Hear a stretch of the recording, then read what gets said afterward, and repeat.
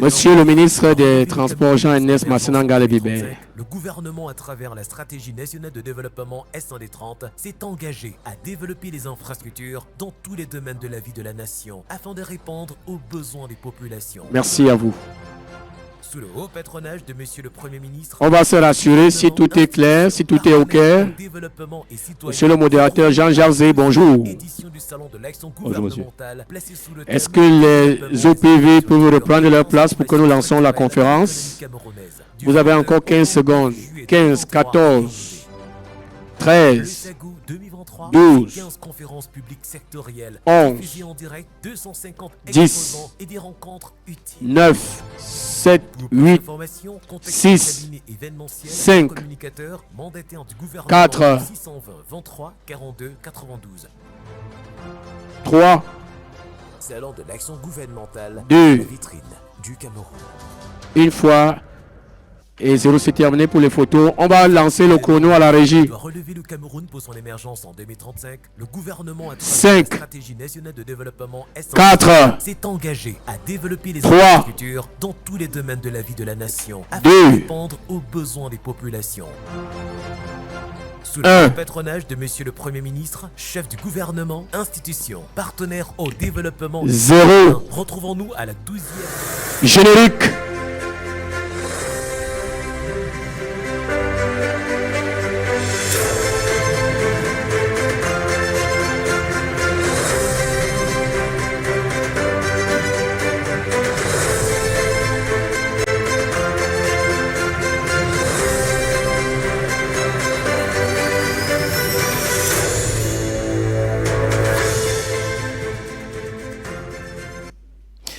Mesdames, Messieurs, chers téléspectateurs, merci de nous retrouver ici à la salle de conférence du Palais Polyvalent des Sports de Yaoundé à l'occasion de ces conférences publiques qui accompagnent le Salon de l'Action gouvernementale et qui permettent de recevoir les membres du gouvernement qui sont naturellement ouverts à répondre à vos différentes préoccupations, mais également à recenser vos suggestions.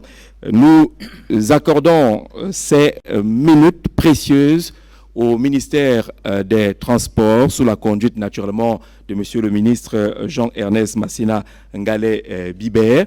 Vous allez certainement l'observer et le constater, chers téléspectateurs, le décor est tout à fait particulier. Ce jour, nous aurons des personnalités diverses qui sont les directeurs généraux des organismes sous tutelle du ministère des Transports et le ministre qui est justement à ma droite. Monsieur le ministre, bonjour et bienvenue. Bonjour Jean-Jacques, merci pour cette invitation. Nous n'avons peut-être pas eu l'occasion, mais on va en profiter. Vous souhaitez la bienvenue au bon retour au Cameroun. On vous a vu récemment en Algérie et au Maroc. Les comptes rendus de ces différents voyages annoncent des lendemains meilleurs, notamment pour les Algériens qui se plaignent de ne pas avoir une liaison directe, les investisseurs qui souhaitent investir au Cameroun et qui attendaient la possibilité d'une liaison aérienne directe entre Alger et Yaoundé. Est-ce que c'est désormais possible, monsieur le ministre? Eh bien, c'est bien le cas. Non seulement ça va être possible pour cette compagnie sœur, mais ça va être également une opportunité pour la compagnie nationale de faire la même chose en destination de ce pays frère. Donc ça, c'est ce qui concerne l'Algérie. Vous avez très bien fait de mentionner également le Maroc.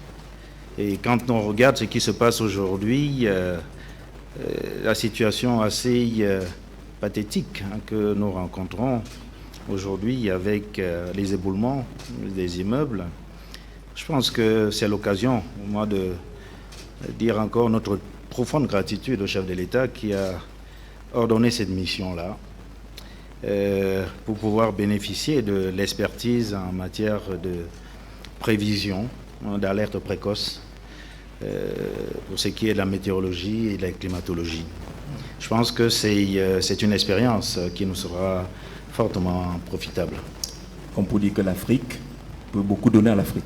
L'Afrique peut beaucoup donner à l'Afrique. Cette coopération sud-sud qui a été appelée de tous ses voeux, qui se concrétise de la plus belle des manières.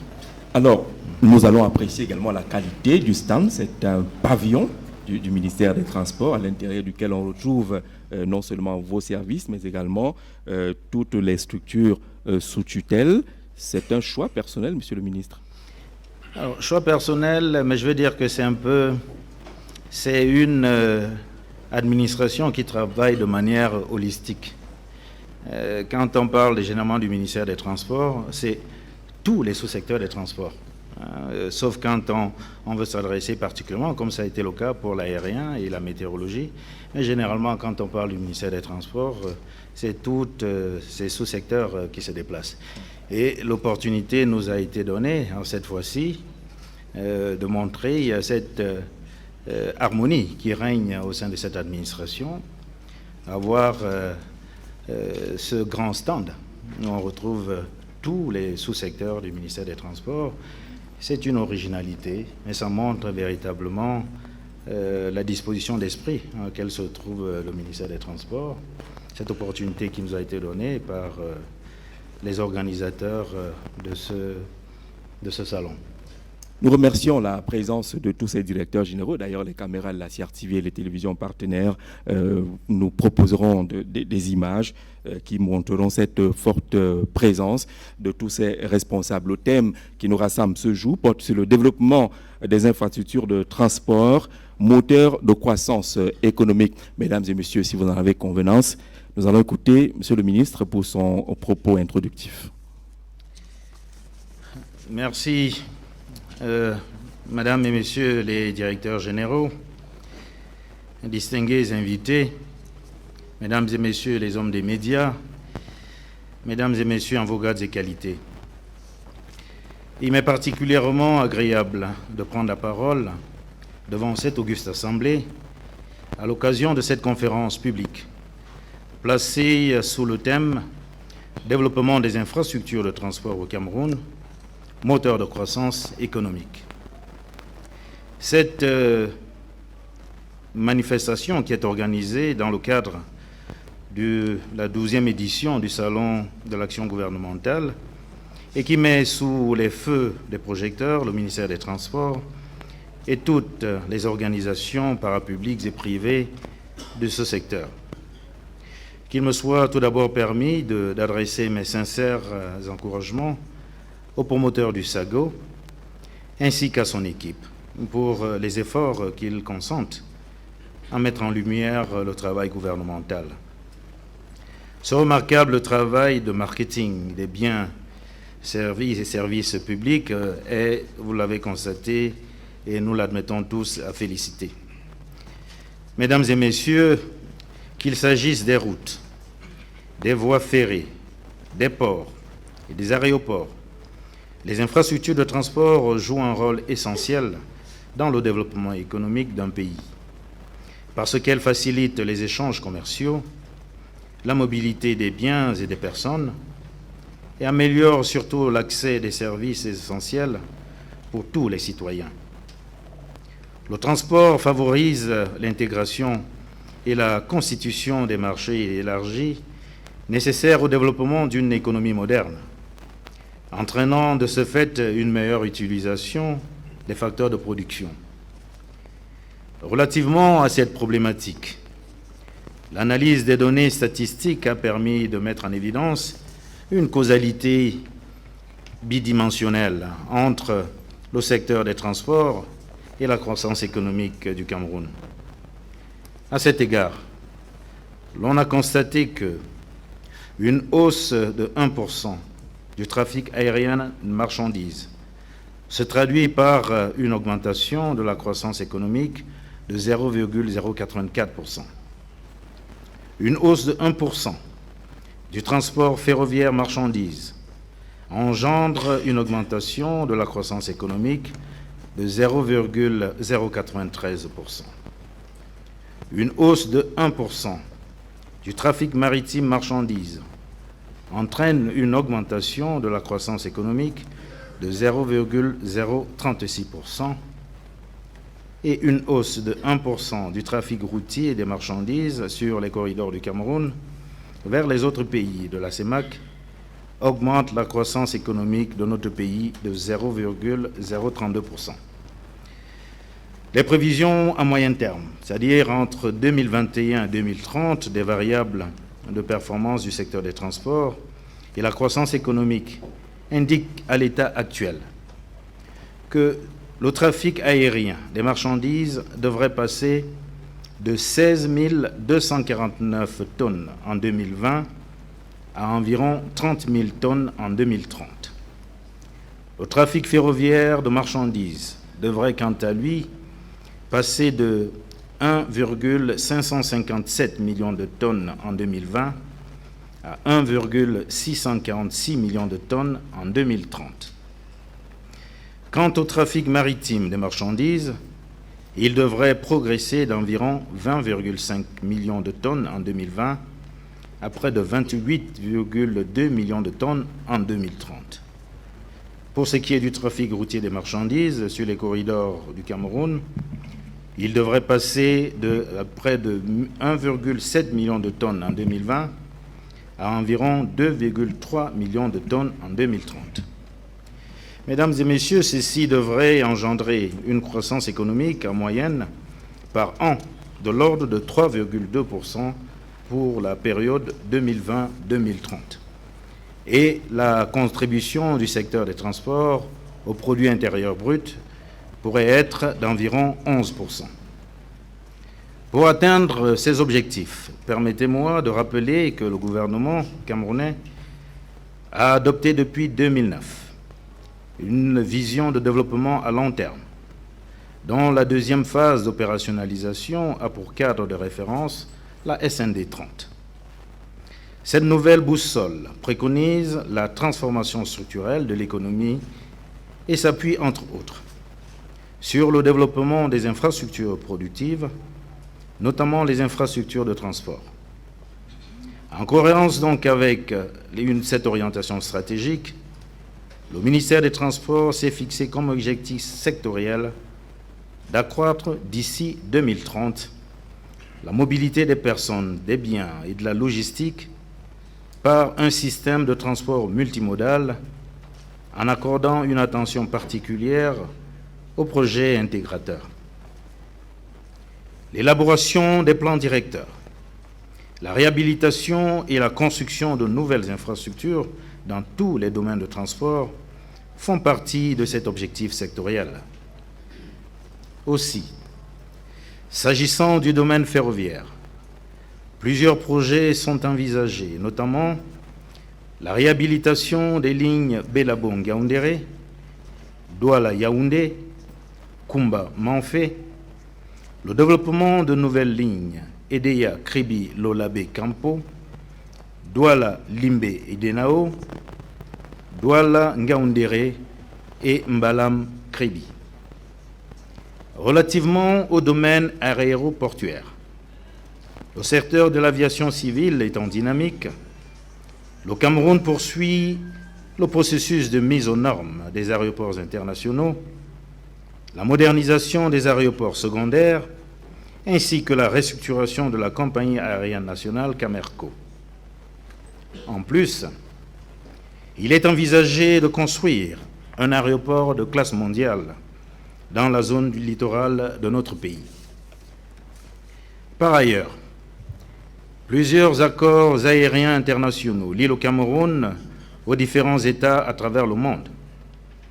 De par sa position au cœur de l'Afrique, le Cameroun aspire à être une destination privilégiée des compagnies aériennes.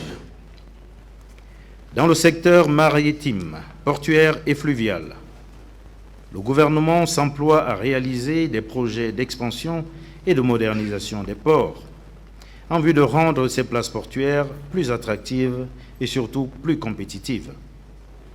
Pour le port de Kribi, il s'agit de la finalisation de la construction de la phase 2, prévue en 2024, et du développement de la zone industrielle intégrée de Kribi. Pour le port de Douala, il est question de l'expansion du dit port par la construction d'un nouveau terminal d'exploitation d'une superficie de 42 hectares. À côté de ces deux plateformes portuaires, les études relatives à la construction du port en eau profonde de Limbé sont en cours de réalisation. Mesdames et messieurs, De par sa position géographique, le Cameroun s'avère être une porte d'entrée et de sortie sur le monde au profit de la sous-région Afrique centrale. Ses frontières, partagées avec plusieurs pays d'Afrique centrale et de l'Ouest, offrent un accès privilégié aux marchés régionaux et internationaux. Grâce à ces atouts naturels, notre pays ambitionne d'être un carrefour, un pôle, une plaque tournante dans la sous-région. Pour atteindre donc son plein potentiel en tant que hub régional en matière de logistique et de transport, le gouvernement camerounais ne ménage aucun effort en vue d'accentuer la dématérialisation des procédures, d'alléger les formalités administratives et de réduire les coûts et délais de transit. On peut penser, en sus de cet avantage lié à sa situation géographique, aux mesures de facilitation et de diversification de son économie, que l'objectif de croissance fixé par la SND 30 pourrait être atteint à travers l'augmentation significative de l'offre de transport. Ceci impliquerait donc, pour le trafic aérien de marchandises, de passer de 16 249 000 tonnes en 2020 à environ 147 523 tonnes en 2030. Pour le trafic ferroviaire de marchandises, de 1,557 millions de tonnes en 2020 à 8,231 millions de tonnes en 2030. Et pour le trafic maritime de marchandises, de 20,5 millions de tonnes en 2020 à près de 141 millions de tonnes en 2030. Et enfin, pour le trafic routier de marchandises sur les corridors, de 1,7 million de tonnes en 2020 à environ 11,4 millions de tonnes en 2030. Nous avons pensé qu'il serait important de revenir sur ces chiffres qui sont déterminants pour les infrastructures que nous sommes venus présenter au cours de ce salon. Mesdames et messieurs, au terme de mon propos, j'aimerais redire l'importance des infrastructures de transport dans la croissance économique et souligner la place de choix qui leur est accordée dans la SND 30. Sous l'impulsion éclairée de son Excellence, Monsieur le Président de la République, son Excellence Paul Biya, Président de la République et chef de l'État. Les directeurs généraux ici présents, vous l'avez constaté, ils sont là tous. Secteur aérien, ferroviaire, maritime, routier et météo. Ils sont tous là. Ils sont disposés avec moi à répondre à vos questions pour davantage présenter des détails dans les détails, les infrastructures des différents sous-secteurs, leurs capacités actuelles, ainsi que les projets en cours ou à venir, et l'impact surtout escompté sur la croissance économique du Cameroun. Je vous remercie de votre bien aimable attention pour votre écoute.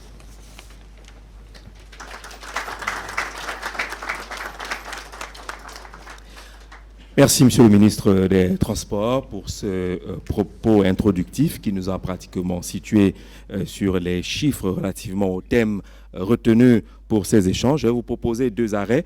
Le premier sera commercial. Le second nous permettra d'écouter des Camerounais qui ont des préoccupations relativement au secteur des transports. Are you a development actor? For 8 days, the Kribi City Council invites you to the second edition of the Economic Actors and Local Development Fair, SAIDEL, on the occasion of the official opening of the Economic and Local Development Players Exhibition. I want to assure to them their expression of gratitude will be reported to the appropriate quarters. from 21st to 28th October 2023 in Kribi on the shores of the Atlantic Ocean under the theme Local Economic Performance for National Development. The agenda includes carnival, economic meeting, conferences, expositions, free training, animations. For more information, contact the event management, Mon Communicateur, on 620 23 42 92 or click on www.saidel.cm. Saidel, ensemble vers l'émergence. Bonjour. Avez-vous déjà entendu parler du C2D? Oui? Très bien. Non? Pas grave. On va tout vous dire sur ce partenariat entre la France et le Cameroun. Installez-vous, c'est parti. Que signifie C2D? Pour commencer, définissons le C2D. Le sigle C2D est l'abréviation de contrat de désendettement et de développement. C'est un mécanisme de remboursement de la dette mis en place par la France en juin 2006 à la suite de l'atteinte par le Cameroun du point d'achèvement de l'initiative Pays pauvres très endettés, PPTE. Comment fonctionne le C2D? En pratique, le Cameroun rembourse sa dette et 15 jours après, la France crédite à son tour le Cameroun du même montant dans un compte logé à la Banque des États de l'Afrique centrale, BEAC. Cet argent mis à la disposition du Cameroun est affecté au financement de projets de développement. Comment sont choisis les secteurs à financer? Les projets à financer sont établis selon les priorités du document stratégique pour la croissance et l'emploi, DSCE. Ils s'inscrivent dans les grands axes définis par le gouvernement camerounais avec pour ambition de contribuer à améliorer durablement le quotidien des Camerounais et à construire le Cameroun de demain. Combien de contrats ont été signés? Au Cameroun, 3 C2D ont été signés à ce jour avec la France. Le premier C2D a été signé le 22 juin 2006 pour une période de 5 ans et pour un montant de 352 milliards de francs CFA, soit près de 538 millions d'euros. Le deuxième C2D, dans la continuité du premier, a été conclu le 1er juillet 2011 pour un montant d'environ 214 milliards de francs CFA, soit plus de 326 millions d'euros. Le troisième contrat C2D, quant à lui, a été signé le 30 juin 2016 pour un montant de 401 milliards de francs CFA, soit 611 millions d'euros. Il s'achèvera en 2025.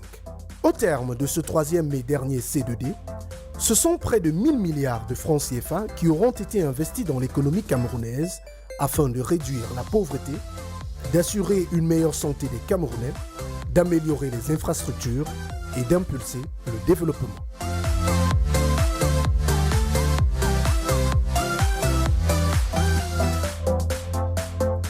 Développement des infrastructures de transport, moteur de croissance économique. À l'annonce de la présence du ministre des Transports dans cette salle, dans le cadre de cette conférence, quelques Camerounais ont tenu à réagir avec leurs mots, leurs visions. Je vous propose de les écouter.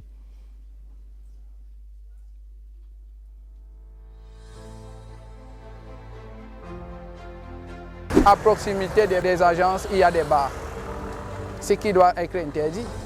Je préférais qu'on sanctionne plutôt ces conducteurs-là.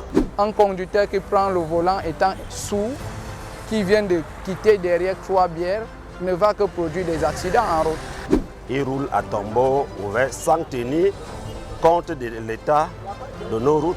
Bon, quand on regarde l'état de nos routes dans les capitales régionales, on saurait l'attribuer au ministère des Transports. Ils ont établi une politique pour la délivrance des titres de transport.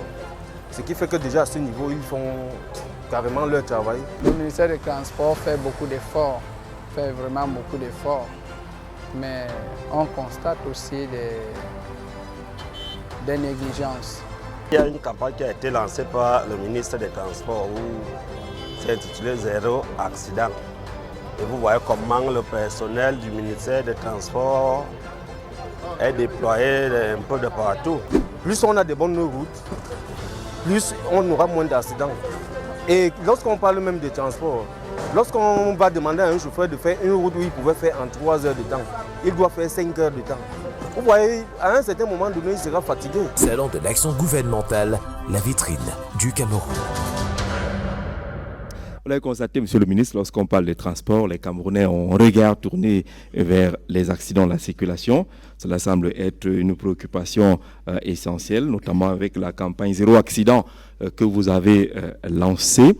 Si on commençait par là pour respecter la vie de ces Camerounais, la lutte contre les accidents de la circulation, où en est-on aujourd'hui? Peut-on avoir des motifs de fierté relativement au travail qui est fait par votre département ministériel?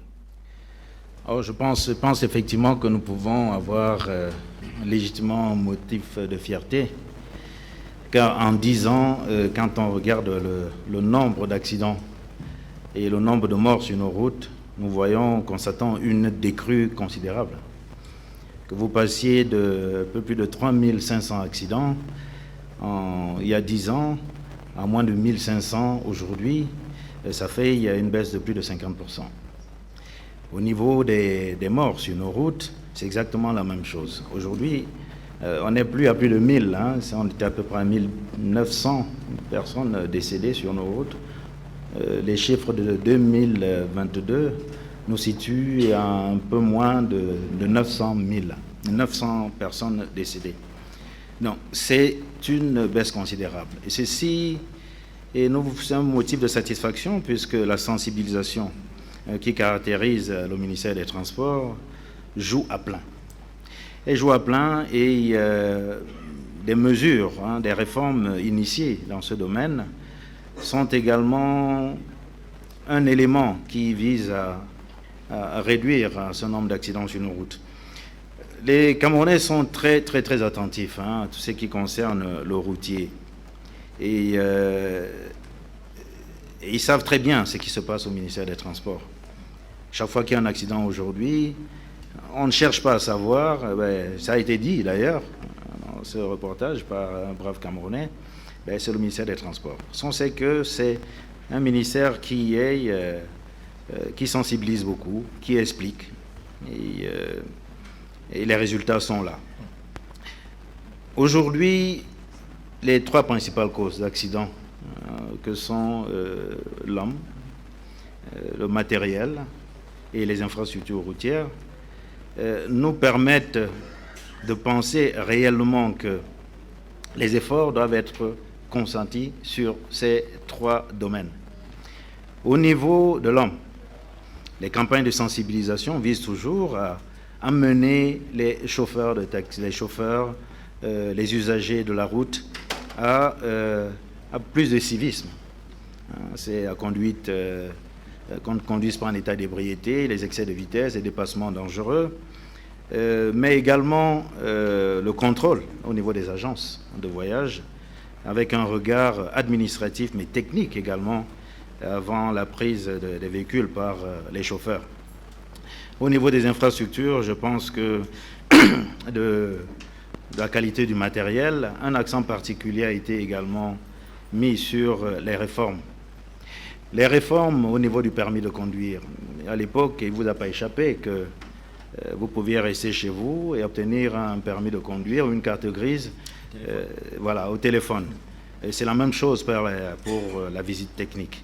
Aujourd'hui, non. Avec la réforme du permis de conduire, la réforme de l'obtention de la visite technique, aujourd'hui, c'est pratiquement difficile. Et ces mesures-là ces réformes visent à sensibiliser de plus en plus les populations, ce qui peut expliquer d'ailleurs la baisse de ces accidents et des morts sur nos routes. Il reste au dernier volet qui est effectivement infrastructurel. Mon collègue des routes fait exactement ce qu'il faut pour que cette situation s'améliore et nous avons bon espoir que la décrue va se poursuivre. L'objectif des Nations Unies étant de réduire vraiment à la plus simple expression le nombre d'accidents et de morts sur nos routes. Et on ne le sait peut-être pas assez, le Cameroun fait partie des 2 pays à avoir été primé 3 fois, aussi bien au niveau national qu'international, sur la tenue de la sensibilisation, les efforts consentis en vue de la réduction des accidents avec l'Ouganda. Ça, c'est les 2 pays qui ont été primés à 3 reprises. Les efforts qui sont louables, les chiffres d'ailleurs le témoignent, mais les Camerounais observent les différentes initiatives que vous prenez. La plus visible concerne les sanctions à la suite des accidents de la circulation. Ce sont les sanctions qui semblent durer le temps des pleurs. Le lendemain, on les lève. Vous avez des radars. Certains sont couverts de poussière aujourd'hui, observés sur l'axe Douala-Yaoundé. On nous a annoncé également des remorques pour débarrasser les routes de ces véhicules abandonnés. on ne les voit pas beaucoup et ces véhicules abandonnés continuent de causer des accidents de circulation, Monsieur le ministre. Alors, vous faites bien de dire qu'il y a une batterie de mesures. Si il fallait passer tout ça en revue, on passerait la journée. Mais l'échantillon que vous avez retenu nous permet effectivement de voir l'ampleur. Les radars, ils sont peut-être pleins de poussière. Ah, mais rassurez-vous, ils fonctionnent. Ils fonctionnent. Ils fonctionnent très bien. Tous les mois, vous avez une liste qui est adressée aux agences et aux usagers. Je ne sais pas si vous avez déjà reçu une invitation. On respecte la limitation de vitesse. Très bien, c'est bien de respecter ça. Donc, tous les usagers, puisqu'on est dans la base des véhicules immatriculés, sauf si un véhicule n'est pas immatriculé. S'il est rentré... Mais il y en a beaucoup qui ne sont pas immatriculés. Oui, c'est cet effort-là qui est fait avec la direction des douanes, direction générale des douanes, pour faire en sorte que ce soit les véhicules qui viennent par voie normale au port de Douala, de Kribi, que ce soit les véhicules qui viennent par des voies un peu bizarres, Cotonou, vers le Grand Nord. L'objectif étant aujourd'hui de recenser tous ces véhicules. Et c'est ça ne vous a certainement pas échappé de constater que vous pouvez acheter un véhicule aujourd'hui, mais on vous demande de payer des taxes qui n'ont pas été payées il y a 10 ans. Ça, c'est ces réformes-là qui ont été mises en place par le gouvernement de la République. Donc les radars, ils fonctionnent. C'est des radars fixes, mais il y a également des radars portatifs. Il y a des radars mobiles qui fonctionnent très bien. Ça aussi, dans la sensibilisation, vous avez un véhicule derrière vous qui vous suit et vous ne savez pas qu'il transporte un radar avec lui. Donc, vous avez fait allusion aux véhicules des remorqueurs. Alors, ça, c'est 5 gros camions qui ont été acquis en 2015. L'objectif était effectivement, et il nous aide aujourd'hui, à enlever les épaves sur nos routes, les véhicules mal garés, et ainsi de suite. On ne les voit peut-être pas assez, il n'y en a pas beaucoup. Ce n'est pas l'une des missions principales du ministère des Transports, mais ils sont là, nous les utilisons. Et ils sont mis à la disposition des communes qui nous sollicitent très souvent pour enlever les objets, véhicules mal garés, ici et là. L'objectif à terme étant de concéder cette activité-là aux collectivités territoriales décentralisées, un peu comme ça se fait un peu partout ailleurs. Vous êtes arrivé à Pouma, on arrête votre véhicule, la commune de Pouma se charge d'amener votre véhicule à la fourrière et vous allez régler vos problèmes là-bas. Pour le moment, avant d'y arriver, le ministère des Transports accompagne tant bien que mal les communes à régler ces problèmes-là. Très bien. Lorsqu'on écoutait tous ces Camerounais, vous l'avez observé aussi, ils s'intéressent davantage au transport routier. Certains disent que s'il y a plus d'accidents sur nos routes, c'est qu'il manque d'alternatives qui pourraient être le train ou l'avion. Ils ne parlent presque pas de train ou d'avion, peut-être parce qu'ils n'en voient pas. C'est la chance. Vous voyez, quand vous les voyez tous là, ils sont tous là. Camrail est là, Chantier Naval est là, le port de Kribi est là, l'autorité aéronautique est là, ADC est là, le port de Douala est là, Camerco est là, le guichet unique est là, le chantier Conseil national des chargeurs est là. Ils sont tous là. Je crois qu'ils vont vous répondre. Mais l'avion n'est pas là. L'avion est là. Ou le train. L'avion est là, le train est là. Je vais commencer par le train. Je crois qu'ils auront le temps de s'expliquer tout à l'heure dans leur domaine respectif. Le train, il y avait une lancée, une très belle lancée, jusqu'en 2016, jusqu'au moment où survient cet accident des ECA. Nous avons acquis 40 voitures qui se sont retrouvées dans cet accident et on a été obligé de les retirer, sortir de la circulation. Et ça a apporté un frein au développement du transport ferroviaire dans notre pays. Mais depuis 2 ans, nous avons relancé le train express qui fonctionne très bien. C'est l'un des moyens les plus sûrs d'ailleurs. Je ne vais pas faire des jaloux pour les autres secteurs. Il fonctionne très bien. faudrait l'emprunter. Vraiment, la comparaison sont bonnes à ce moment-là. Il ne va pas à Bélabo, donc difficile. Ça va arriver. Alors, donc nous avons ce train-là, le train express. Nous ambitionnons de faire la même chose sur le Transcam 2. Le Transcam 1 étant Douala-Yaoundé, le Transcam 2 c'est entre Yaoundé et Ngaoundéré. C'est de réhabiliter comme on l'a fait pour le Transcam 1, ces voitures. On va faire la même chose pour les voitures en destination du Grand Nord. Mais nous n'avons pas que ce programme de réhabilitation. Nous avons un programme d'acquisition de nouvelles voitures. 25 sont programmés et nous sommes également à la recherche. Nous avons identifié un partenaire italien, c'est des voitures allemandes que nous comptons acquérir. L'objectif étant de densifier l'offre, améliorer la qualité du service. Ça, c'est pour ce qui concerne le transport ferroviaire. Pour le transport aérien, vous voyez des efforts il y a quelques années encore. Bon, c'est un peu difficile de prendre le train. Les directeurs généraux ici vont entrer dans les détails. Oui.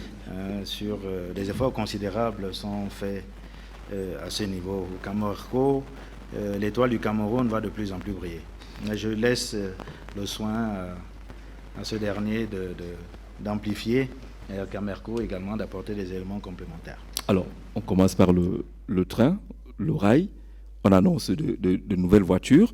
Dans le jargon populaire, les nouvelles voitures, c'est les wagons. Voilà, qu'on se comprenne un peu. Il reste que c'est toujours la vieille locomotive. Est-ce que le Cameroun peut faire un saut moderne, qualitatif, pour rattraper un peu le rythme des autres? On a le vieux coucou qui siffle toujours. Est-ce qu'il y a des responsables de Camrail? Il est là. On va très bien. Les deux directeurs généraux adjoints, ils sont là. De nouvelles voitures sont annoncées. Allez-y, monsieur, les micros vont être réglés par la régie. Il n'y a pas de souci. Bonjour, monsieur le ministre. Bonjour, monsieur le directeur généraux. Mesdames, messieurs, bonjour. Permettez-moi de présenter rapidement Camrail. Camrail qui est une concession ferroviaire depuis 1999. Nous exploitons un réseau de 974 km. Nous transportons en voyageurs environ 750 000 voyageurs par an. Nous transportons en marchandises 1 560 000 tonnes par an. Voilà. Et nous avons 1500 collaborateurs. Voilà. Pour revenir à votre question sur les locomotives, évidemment, les locomotives ont des durées de vie. Oui. Mais ça n'empêche pas que, avec l'État du Cameroun, le concessionnaire a procédé ces dernières années à l'acquisition de 9 nouvelles locomotives qui ont des capacités de traction de 1800 tonnes. Voilà. C'est quand même supérieur à ce qu'on avait depuis des années. Voilà. Et comme monsieur le ministre l'a rappelé tout à l'heure, il est prévu dans le cadre des projets du programme quinquennal numéro 2, l'acquisition de modules autorail. C'est des trains qui sont autotractés, similaires à ce que nous avons dans des pays européens. Je pense que de ce côté-là, la vision elle est déjà tracée. D'accord, mais loin des TGV, encore. Bon, le TGV, c'est une autre technologie, ça il faut le savoir.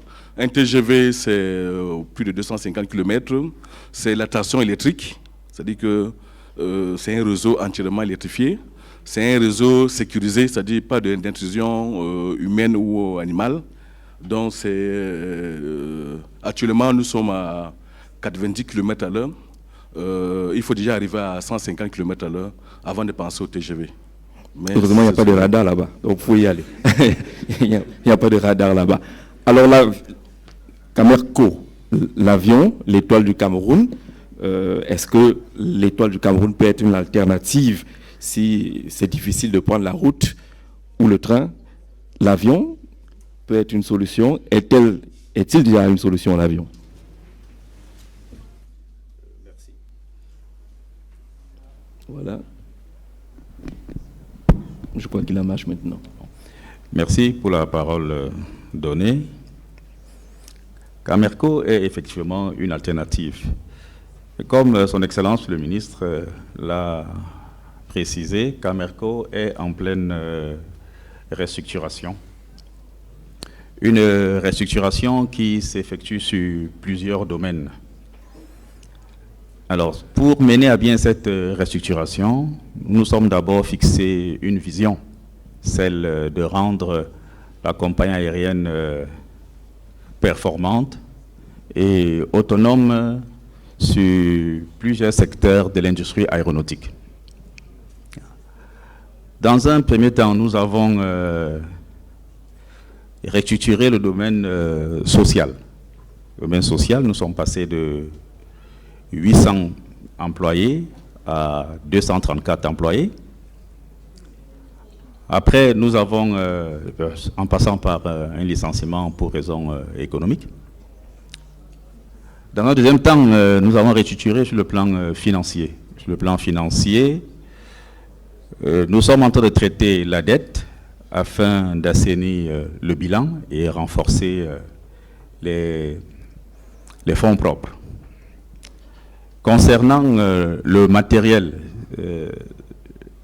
la donnée même qui transporte les passagers, nous avons d'abord réhabilité certains aéronefs, en l'occurrence le Boeing 737. Il y a un qui est actuellement en fonction et le deuxième est en cours de finition de travaux auprès de notre partenaire éthiopien, Addis Abeba. Puis nous avons acquis 2 avions de type bombardier d'HQ-400 de 76 places chacun. Et nous avons aussi 2 MA-60 qui sont toujours là. Il y a un qui est en activité, que nous optons beaucoup plus pour les opérations de cargo. Alors, avec ce matériel, sur le plan opérationnel, nous restructurons aussi ce domaine-là en mettant un accent sur la ponctualité et la régularité des vols. À l'heure actuelle, nous avons en moyenne 20 vols par jour. Nous couvrons Douala, Yaoundé, Bafoussam, Ngaoundéré, Garoua, Maroua, puis N'Djamena, Bangui et Libreville. Alors, avec une capacité de 20 vols par jour, nous couvrons en moyenne par semaine Maroua 3 à 4 fois, Garoua 3 à 4 fois, Ngaoundéré 4 à 5 fois, Bafoussam 3 fois par semaine. Entre Yaoundé et Douala, nous avons minimum 3 vols par jour. Nous allons même parfois à jusqu'à 5 liaisons par jour. Nous couvrons environ par mois 640 heures de vol. Et vous voyez qu'avec cette offre, nous pouvons bien être une alternative. Sur le plan commercial, le passager est au centre de notre préoccupation. Donc, nous faisons des efforts pour essayer de mettre le passager dans un environnement qui lui est favorable. Nous développons des possibilités d'accéder aux tickets de voyage. Actuellement, vous pouvez avoir les tickets de voyage par les agences de voyage de Camerco, qui sont au centre de chaque ville et au niveau de chaque aéroport desservi. Vous pouvez avoir des tickets de voyage de Camerco au niveau des agences privées. Vous pouvez avoir les tickets de Camerco auprès d'une entité qu'on appelle le call center, le centre d'appel. On est d'accord là-dessus, monsieur le directeur général. Vous avez cité les destinations. J'ai essayé de compter au bout de doigt pour voir si on fait les 10 chefs-lieux des régions. Il doit y avoir un chef-lieu qui est lésé. On ne peut pas parler de lésé. On peut parler de qui est en cours. Bertrand est en cours. Oui. Nous avons monsieur le ministre l'a prononcé là tout à l'heure, les aéroports de Tico, Bertois et Kribi qui sont en vue. Nous avons déjà en interne développé toutes les routes d'approche et les plans d'atterrissage sur ces aéroports futurs. Merci beaucoup, Monsieur le Directeur Général. Est-ce qu'on a une préoccupation, question dans le public? On va essayer de prendre quelques-unes. On va être précis et concis. Est-ce qu'on a un micro qui va arriver là-bas? Essayons de voir ça. Monsieur, vous avancez un peu, le temps que le micro vienne à vous.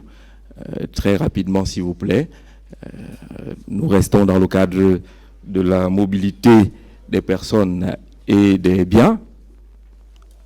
Allez-y, on va vous écouter. On va relayer la question. Oui, monsieur. Allez-y.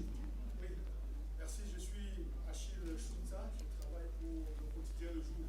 Achille, vous êtes journaliste. Oui, allez-y. Justement, je vais revenir sur le transport ferroviaire. Le transport ferroviaire, vous parlez, pour dire Prenez que le micro. Aimerait bien... Pardon, merci. Allez droit au but, hein, posez la question. Oui, en dehors des questions de la sécurité au niveau du transport ferroviaire, est-ce que les Camerounais peuvent un jour voyager dans le même confort que nous voyons dans les autres pays? Et maintenant, pour l'autre préoccupation, pensez-vous pas que le chemin de fer, Monsieur le Ministre, peut être, n'est-ce pas, tout au moins... le transport ferroviaire, le transport de marchandises peut être préoccupé dans le transport ferroviaire. Et la troisième préoccupation... On a bien noté, hein. C'était quoi la préoccupation? Pardon? Le transport ferroviaire peut faire comment? Est-ce que le transport de marchandises ne peut pas être une priorité dans le transport ferroviaire? Et pour terminer, si vous permettez, Monsieur le Ministre, on a cité tout à l'heure des projets dans le transport ferroviaire. Est-ce que le Cameroun n'est pas un peu à la traîne dans les différents projets annoncés pour ce qui concerne par rapport aux autres qui sont inscrits dans la SND 30? L'extension du chemin de fer, par exemple. Oui, allez-y. Passez le micro à l'autre, très rapidement. Oui, je suis derrière vous. Merci. Je suis Albert Patrick Eya. Je suis journaliste.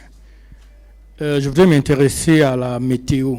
Monsieur le ministre, comment envisagez-vous la prise en compte des changements climatiques, surtout quand on sait ce qui se passe au Cameroun ces derniers temps, dans les chantiers qui concernent le domaine des transports, des infrastructures précisément?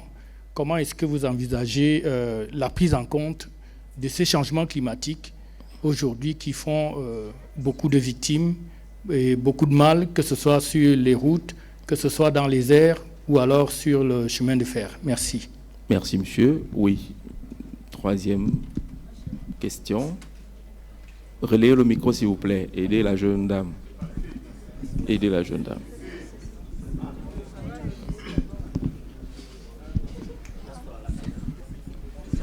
Je vous remercie. S'il vous plaît, ma préoccupation se porte sur le transport routier. Oui. Surtout les documents de transport. Nous avons le constat de surcharge sur les véhicules de transport en commun.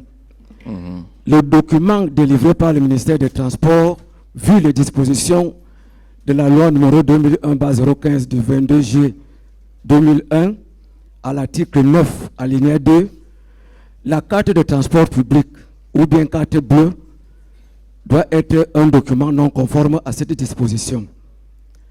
Nous avons aussi... La question, s'il vous plaît. La question, c'est un constat. Et la question qui en découle? Le constat est fait que le document, quand je dis que le document de transport délivré par le ministère des Transports... Les gens ne respectent pas ce qui est marqué et prévu par les documents et les lois. C'est ça? Oui, monsieur. Très bien.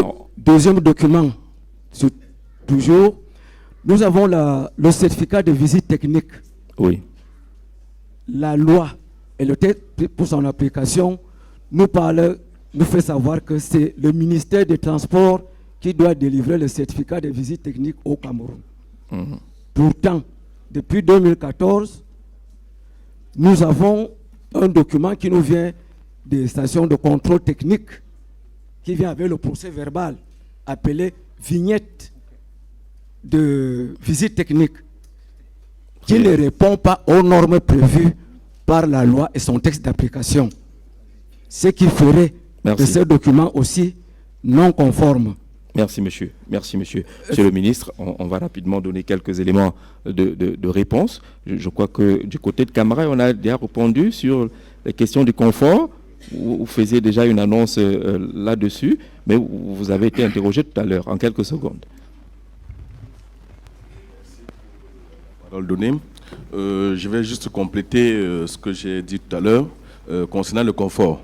Évidemment, dans les années à venir, il est projeté la réhabilitation de 238 km de voies ferrées entre Douala et Yaoundé et 330 km entre Belabo et Ngaoundéré.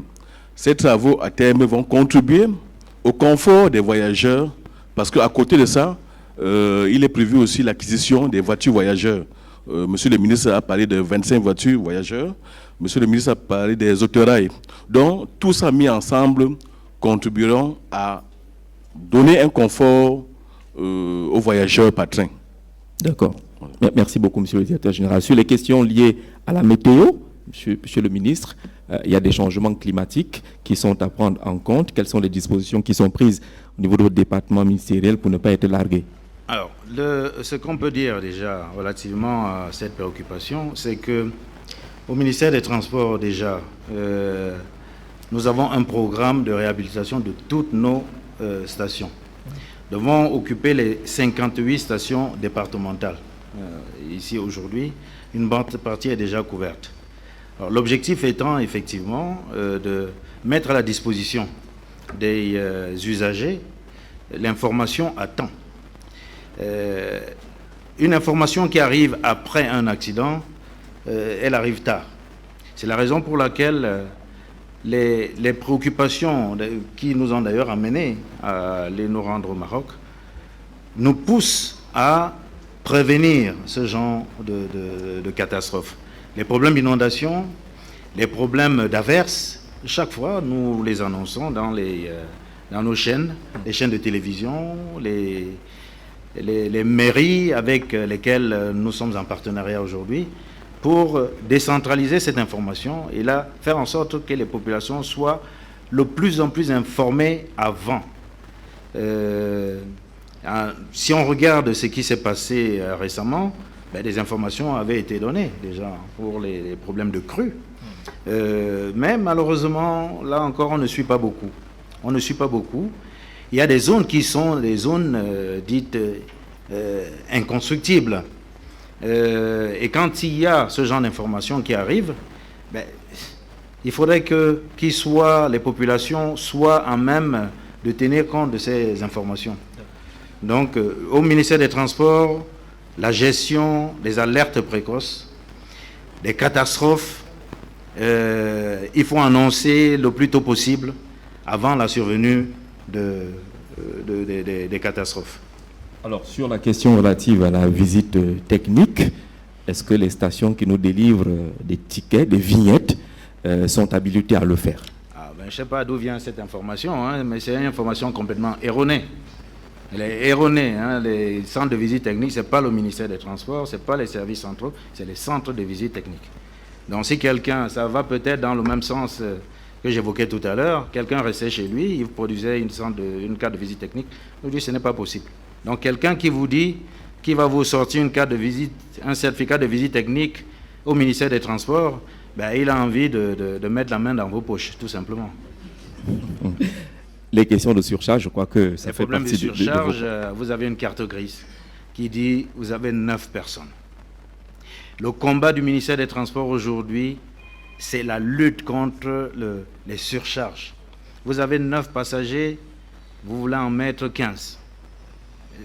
Vous avez d'abord un problème d'assurance. Si vous avez un accident, l'assurance ne va pas s'occuper de vous. Et vous avez un problème de civisme. On a un véhicule de 30 places qui fait un accident, et quand on va dénombrer le nombre de blessés, on se rend compte qu'ils sont 40. Donc, là aussi, la prévention routière peut jouer son rôle en contrôlant le nombre de passagers et faire descendre des véhicules, ceux qui sont en surcharge, sous la responsabilité d'ailleurs de l'entreprise qui qui a transporté les gens, mais également nous bénéficions, nous sollicitons en permanence du soutien des forces du maintien de l'ordre dans les contrôles qu'ils effectuent pour lutter contre ce fléau-là. Une autre série de questions sur la gauche. Sur la gauche, oui.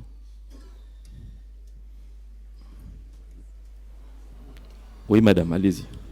Monsieur le ministre, le chantier naval et industriel du Cameroun rencontre un ensemble de difficultés qui perdurent.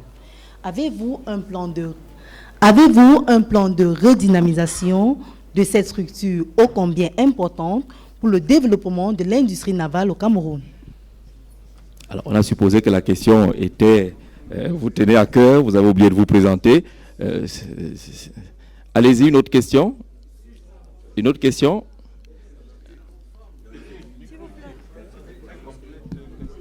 Il se trouve à quel niveau le micro? Allez-y rapidement, on n'a plus beaucoup de temps. Je suis Suzanne Ma, journaliste. Monsieur le ministre, tout récemment, vous avez présidé une cérémonie spéciale consacrée à la mise en eau du premier caisson destiné à la construction du nouveau quai du port autonome de Kribi. Où en est-on avec ce projet d'extension? Quel sera son impact sur les performances du port autonome de Kribi? Où en êtes-vous avec le projet de développement d'une zone industrielle intégrée au port qui, pour les observateurs, tarde à prendre forme? Et enfin, quel est l'impact d'un port comme celui de Kribi dans la croissance de l'économie nationale? Merci. Merci, on va commencer par répondre parce que monsieur le directeur général est là, monsieur le ministre, les questions concernant l'extension du quai, la zone industrielle. Alors là, ça c'est des questions vraiment pratiques. On sent que les deux journalistes là ont bien fouillé. La première question qui s'adresse au chantier naval, le directeur général est là. Ça a été un des fleurons de notre industrie. Aujourd'hui, tout est fait pour que les choses reprennent. Je crois que le directeur général va vous dire le plan de redynamisation qui est mis en place pour redonner plus de couleur à cette entreprise. Le chantier naval, monsieur le directeur général, voilà, l'autre côté. Oui, merci, monsieur le ministre. Les difficultés actuelles du chantier naval découlent de la vétusté des équipements de production. En l'occurrence, les docks flottants, les machines-outils, les remorqueurs, les équipements de logistique. Et cela a plombé la productivité du SNIC et occasionné le départ de la clientèle à d'autres cieux. Alors, pour résoudre ce problème, le SNIC a dans un premier temps effectué certains achats pour une partie du matériel sur fond BAD dans le cadre du projet IA pétrolier de Limbe. Par ailleurs, le gouvernement, à travers la CTR, la Commission technique de réhabilitation, a initié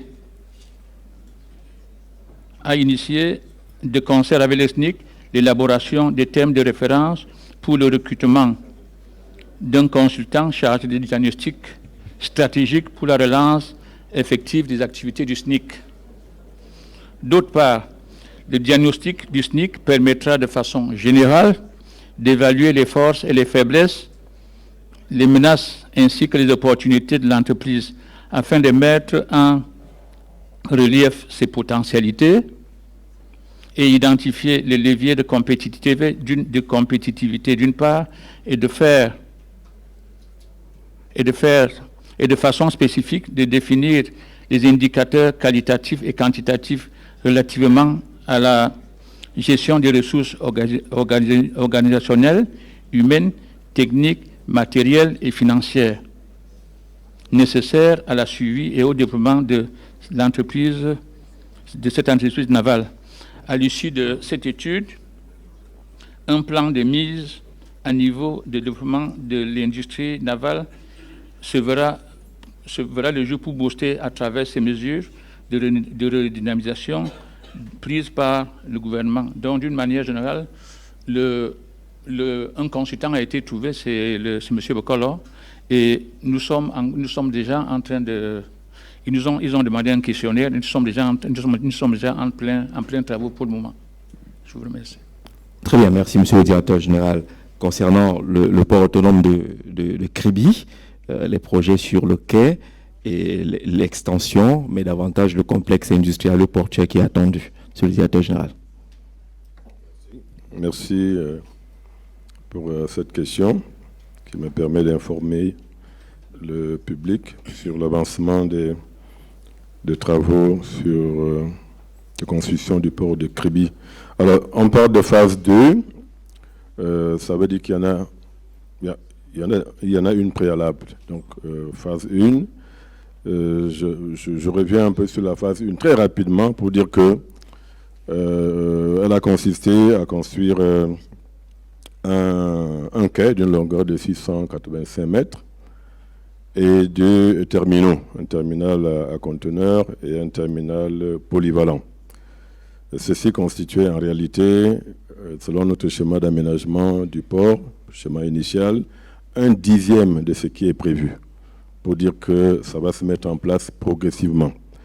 Alors, pour revenir à la phase 2 et à la cérémonie de mise à l'eau du premier caisson que le ministre a présidé, je précise qu'en réalité, c'est 36 caissons qu'il est question de mettre à l'eau pour la phase 2, parce qu'on construit dans cette phase-là une longueur de quai de 700 mètres. Et j'informe la journaliste que le 36e caisson a déjà été mis à l'eau. Donc l'ensemble des quais sont en place. Et de manière générale, les travaux sur la phase 2 sont avancés de à peu près 55% et devraient s'achever, si le calendrier est respecté, s'il n'y a pas de glissement. Ces travaux devraient s'achever fin 2024. S'agissant de la zone industrielle qui tarde à se mettre en place, je ne suis pas tout à fait de la même opinion, parce que la zone industrielle, nous l'appelons zone logistique industrielle, est bel et bien en place, pour ceux qui viennent à Kribi. Et un certain nombre d'investisseurs nous ont déjà fait confiance et sont installés sur la place portuaire. Nous avons les cimenteries, nous avons entreprise de transformation de cacao, Tract Afrique qui fait le montage d'équipements de génie civil, même une minoterie qui va ouvrir bientôt. Dans la zone logistique industrielle se met en place, nous couvrons déjà à tout casser 100 hectares. Mais ce qui est important pour nous, et je comprends l'impatience des Camerounais, c'est qu'en réalité, c'est à partir de cette zone industrielle-là que les Camerounais trouveront presque entièrement leur épanouissement, parce qu'une zone industrielle, la première des choses, c'est qu'elle procure des emplois, beaucoup d'emplois. Nous sommes sur un projet d'aménagement d'une zone industrielle sur 1500 hectares, par phase également. La première phase seulement de 500 hectares devrait induire 10 000 emplois directs. Ça doit parler aux Camerounais. Et également, en termes d'impact économique, nous pouvons déjà dire que pour la première phase, l'impact économique est là, que ce soit en termes financiers, où aujourd'hui nous sommes passés à la douane. Le secteur des douanes de Kribi est passé d'1 milliard par an en 2017 avant l'ouverture du port, en 2022 à presque 170 milliards. Rien que pour le premier semestre de cette année, c'est environ 100 milliards. Donc il y a des retombées financières qui sont évidentes. Et nous pouvons annoncer également que pour ce qui est de l'emploi, c'est pratiquement quand même déjà 3 000 emplois directs qui sont créés et autant d'emplois indirects. Quand vous venez à Kribi est un véritable pôle économique en devenir. Donc je crois que je vais m'en tenir à ça. Merci beaucoup, Monsieur le Directeur Général. Peut-être la journaliste qui nous soufflait que pourquoi vous n'organisez pas les voyages de presse. Il viendrait avoir les bonnes informations sur place là-bas. On n'a plus que 5 minutes, un peu moins d'ailleurs. Question de prendre juste une question. Voilà. Juste une question. Le micro de quel côté? Oui. Monsieur, allez-y.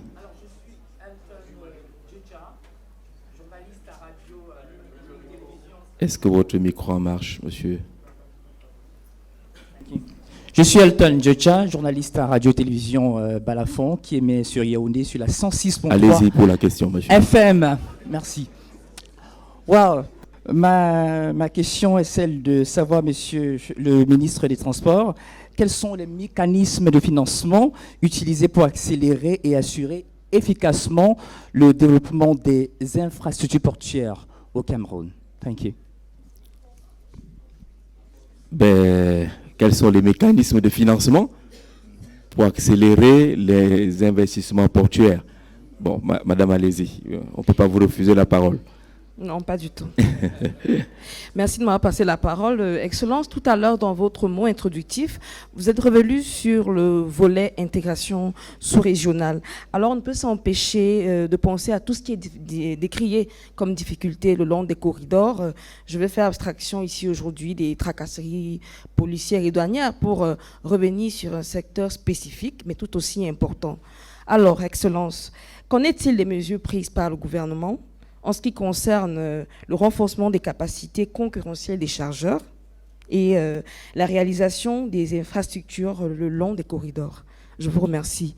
Je suis Michel Fongan, journaliste à Cameroun Tribune. Merci. Merci beaucoup, monsieur le ministre. On va rapidement répondre. Quels sont les mécanismes de financement des infrastructures pour ceux qui ont des installations portuaires? Oui, alors je vais pas vous répondre directement, parce que moi, j'aurais souhaité que c'est l'une des rares fois où on trouve tous les directeurs généraux, mais vous avez concentré l'essentiel de vos questions sur le transport routier, alors que vous avez le port autonome de Douala, le port autonome de Kribi vous a déjà présenté un aspect. Je souhaiterais passer la parole au directeur général du port autonome de Douala, qui a un vaste programme de financement, qui va vous en dire un mot, et à défaut de répondre également sur le problème de chargement, le Conseil national de chargeurs, je lui passerai la parole pour compléter cette réponse.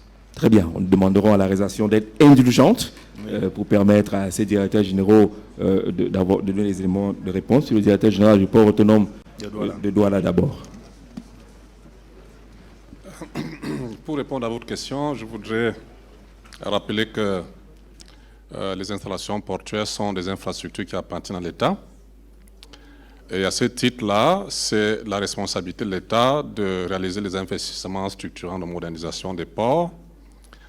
Mais il se trouve que l'État ne peut pas tout faire. L'État ne peut pas tout faire et c'est pour cela que nous prenons souvent le relais pour préfinancer dans le cadre des mécanismes de financement interne par les fonds propres du port autonome de Douala pour ce qui concerne le port de Douala-Bonabéry, mais également des financements sous forme de dettes que nous levons auprès des marchés financiers et des banques. Ça, c'est le premier mécanisme de financement. Le deuxième mécanisme de financement est celui qui fait appel aux investisseurs privés. Et c'est à ce titre-là que nous faisons appel au mécanisme de PPP, partenariat public-privé, où nous sollicitons que des opérateurs viennent risquer leurs fonds dans des infrastructures, des superstructures qui sont à même de générer des ressources capables de rembourser ces investissements. Donc, en résumé, vous avez deux formes de financement. Financement sur le budget de l'État, puisque même quand c'est le PAD qui préfinance, l'État rembourse au PAD, mais également des financements sous la forme des partenariats publics-privés. Merci, monsieur le directeur général. On aura quelques compléments de réponse ou une autre orientation, monsieur le ministre. Merci beaucoup, monsieur le modérateur. J'ai souhaité prendre la parole à nouveau parce que nous avons deux acteurs majeurs ici pour compléter véritablement le volet transport qui ont fait des choses exceptionnelles. Au niveau aérien, l'autorité aéronautique, c'est la première école de formation en Afrique que nous avons aujourd'hui, que madame le directeur général, et puis elle a un vaste programme de rénovation des aéroports secondaires, qu'elle nous en dise un mot, et puis le directeur général de ADC également, qui a un programme de réhabilitation de ces aéroports internationaux, en commençant Douala et Yaoundé, qui nous en disent un mot, qui concourt également au renforcement de la croissance dans notre pays. Très bien sûr, la réhabilitation des aéroports secondaires, madame le directeur général. Merci beaucoup, Monsieur le ministre. Bonsoir, mesdames et messieurs. Effectivement, Camerco a parlé de son programme d'extension et nous sommes un peu, pour pouvoir faire ce programme d'extension, il faut effectivement la fondation. La fondation, c'est des aéroports sécurisés, des aéroports qui répondent aux normes. Donc depuis 6 à 7 ans, l'État du Cameroun est engagé dans un vaste projet de mise aux normes de ces aéroports internationaux et de réhabilitation de ces aéroports secondaires. On a vu la certification de Yaoundé-Nsimalen, on est en train de faire la certification de Douala et quelqu'un a posé la question par rapport à certains aéroports de chef-lieu qui ne sont pas fréquentés. Justement, le chef de l'État instruit la réhabilitation aussi de Bertois, Kribi et Tiko. L'objectif, en fait, si vous avez remarqué, c'est que ces pistes ne sont pas des pistes bitumées qui peuvent accueillir tout type d'aéronefs et notamment les aéronefs que Camerco utilise. Donc, un des grands volets de cette réhabilitation sera d'allonger les pistes et de les bitumer. Mais il y a aussi un point très sensible qu'il est important de souligner dans les efforts du gouvernement, c'est toute la mise aux normes en matière de sûreté. Dans un contexte sécuritaire difficile, pas seulement au Cameroun, mais mondial, l'État a largement investi pour assurer la sûreté de nos aéroports. C'est des choses que le grand public ne voit pas forcément, à part peut-être les appareils d'inspection, filtrage des passagers. Mais il y a eu un vaste programme, notamment à Yaoundé, de routes de patrouille, routes de contournement, de clôture, qui se continue à Douala. Il y a eu de la vidéosurveillance sur tous les aéroports. Il y a eu des investissements en ressources humaines, plus de 500 agents qui s'occupent de la sûreté. Et ça, c'est sur l'ensemble des aéroports. Donc, en fait, ces éléments qui sont des éléments pas parfois visibles pour le grand public sont les éléments qui assurent le développement du transport aérien. Et un indicateur positif, c'est que jusque-là, que ce soit de Yaoundé ou de Douala, on ne pouvait pas exporter du fret aérien parce qu'on n'avait pas encore, les partenaires n'avaient pas l'assurance de la sûreté. Depuis novembre 2022, nous avons eu toutes les certifications nécessaires pour pouvoir exporter du fret aérien et permettre donc d'atteindre les objectifs que le gouvernement se fixe en matière de croissance du fret aérien. Merci. Merci beaucoup, madame. Mon voisin du CNCC, on va peut-être ADC, juste ADC. On n'ira pas plus loin que cela. Le micro, s'il vous plaît. Sur la modernisation des aéroports internationaux, les ADC. Merci, monsieur le modérateur. Je voudrais commencer par rappeler que ADC, au terme de sa convention de concession, assure la gestion et l'exploitation de 7 aéroports. Douala, Yaoundé, Garoua, Maroua, Bamenda, Ngaoundéré, Bertois, et je crois que ça fait 7. Ça fait 7. Voilà. Au terme du cahier des charges, ADC est chargé d'assurer l'entretien, la maintenance, le développement de ces aéroports. Donc, en termes de projet, ce que nous avons comme projet, c'est surtout, à terme, là, c'est l'aéroport international de Douala. Comme vous le savez, l'aéroport de Douala a été mis en service en 1977. Il ne obéit plus aux nos standards internationaux en termes de sûreté, de sécurité et de confort. Aujourd'hui, nous sommes en train de finaliser les éléments de maturation. Bientôt, je crois qu'il y a l'appel d'offres qui a déjà été lancé pour la sélection du cabinet qui va faire les études. Si nous respectons le calendrier, s'il n'y a pas d'autres aléas, en principe, les travaux devront commencer avant la fin 2024 et dureront 18 mois. Au niveau de l'aéroport de Yaoundé, nous avons fait pas mal de travaux de rénovation, vous avez vu les salons, mais nous avons à brève échéance de renforcer la piste d'atterrissage. Également au niveau de Garoua, nous avons profité de la Cannes pour essayer de rénover un peu cet aérogare qui était un peu à l'abandon depuis. Donc là aussi, il y a la piste d'atterrissage qu'il va falloir renforcer et que nous nous attelons à faire à brève échéance. Mais il y a un gros projet à Douala. Le ministre a parlé de Douala qui a vocation à devenir un hub. Nous avons un projet de construction d'une base logistique qui va d'ailleurs s'intégrer sur le projet, comment on appelle ça là, le biche, Sawabich, effectivement. Donc, hier, nous étions en réunion avec le maire de la ville. Nous avons travaillé pour mettre en place un cadre de coopération pour pouvoir réaliser ce projet. Voilà, merci beaucoup, monsieur le directeur général. Monsieur le ministre, on vous dira également merci. Si vous avez d'autres préoccupations, vous rendez directement au stand du ministère des Transports. Tous ces directeurs généraux et leurs collaborateurs sont là jusqu'à samedi pour répondre à vos questions de manière directe. On vous dit merci pour votre présence et merci à tout ce public.